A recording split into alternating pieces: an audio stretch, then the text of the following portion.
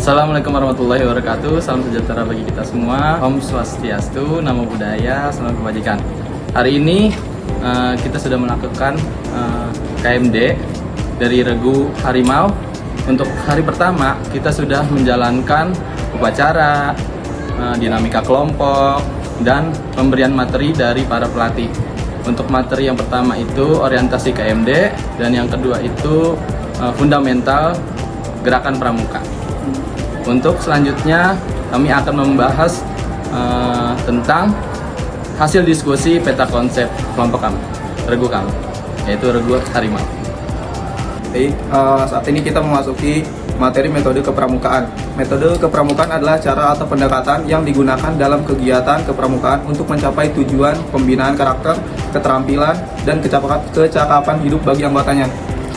Metode ini diterapkan secara sistematis dengan memadukan berbagai aspek kegiatan yang mendukung pengembangan kepribadian, mental, fisik, dan spiritual. Berikut adalah komponen utama metode kepramukaan. Yang pertama ada pengalaman kode kehormatan, yaitu mengamalkan satya pramuka, janji, dan dasadharma pramuka, pedoman moral dalam kehidupan sehari-hari, melatih anggota untuk menjunjung tinggi nilai-nilai kejujuran, tanggung jawab, dan disiplin. Ya, selanjutnya ada belajar sambil melakukan atau learning by doing.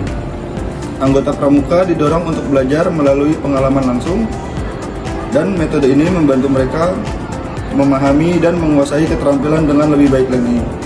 Yang ketiga ada kegiatan berkelompok. Sistem kerja ini berlangsung itu di dalam regu, sangga, atau kelompok kecil, melatih kemampuan kerjasama, kepemimpinan, dan tanggung jawab individu dalam kelompok. Ya, selanjutnya yaitu kegiatan menarik dan menantang. Aktivitas pramuka biasanya dirancang agar menarik, menyenangkan, dan menantang sesuai dengan usia anggotanya. Nah, contoh kegiatannya itu yaitu berkemah, penjelajahan, permainan, dan aktivitas kompetitif lainnya. Selanjutnya ada kegiatan di alam terbuka. Aktivitas pramuka juga biasanya memanfaatkan lingkungan alam sebagai tempat untuk belajar, untuk meningkatkan kecintaannya terhadap alam, dan juga keterampilan bertahan hidup, serta yang pastinya selalu menjaga kebersihan lingkungan. Untuk yang nomor 6 yaitu sistem Among. Dalam sistem Among ini yaitu peserta didik menggunakan prinsip pembimbingan yang dilakukan dengan memberikan kebebasan dan bertanggung jawab di bawah pengawasan kakak pembina, lalu juga memberikan bimbingan yang bersifat membangun dan tidak memaksa.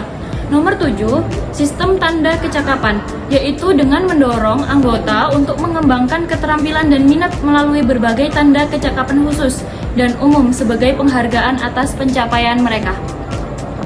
Baik, yang selanjutnya yaitu sistem satuan terpisah. Nah, sistem satuan terpisah ini hanya berlaku di Indonesia karena menyesuaikan dengan kebudayaan dan juga moral yang berlaku di Indonesia. Sistem satuan terpisah ini di mana pramuka terpisah antara putra-putra ataupun putri-putri. Kemudian ada kiasan dasar. Kiasan dasar ini baru ditambahkan. Maksudnya, kiasan dasar adalah penggunaan simbol atau cerita untuk menyampaikan nilai-nilai kepramukaan seperti cerita kepahlawanan atau tema-tema petualang atau cerita-cerita pahlawan.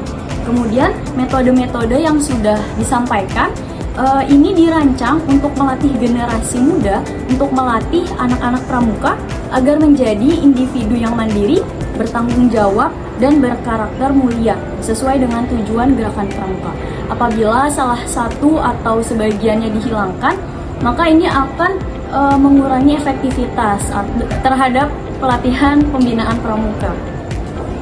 Selanjutnya ada prinsip kepramukaan. Prinsip kepramukaan adalah landasan utama yang menjadi pedoman dalam setiap aktivitas gerakan pramuka. Prinsip ini berfungsi sebagai penuntun agar kegiatan pramuka tetap konsisten dengan tujuan pembinaan karakter dan pengembangan keterampilan hidup. Prinsip kepramukaan meliputi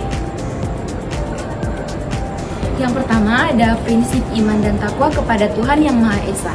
Jika prinsip ini dihilangkan, dampaknya ialah yang pertama, hilangnya dasar spiritual dalam pendidikan kepramukaan. Yang kedua adalah anggota pramuka tidak memiliki pedoman etika yang kuat karena prinsip keimanan memberikan landasan moral yang utama. Kemudian yang ketiga, nilai-nilai universal seperti kejujuran, kesetiaan, tanggung jawab akan sulit tertanam tanpa dasar spiritual. Dan akibatnya pramuka berpotensi kehilangan arah moral dan makna mendalam sebagai pembinaan generasi muda.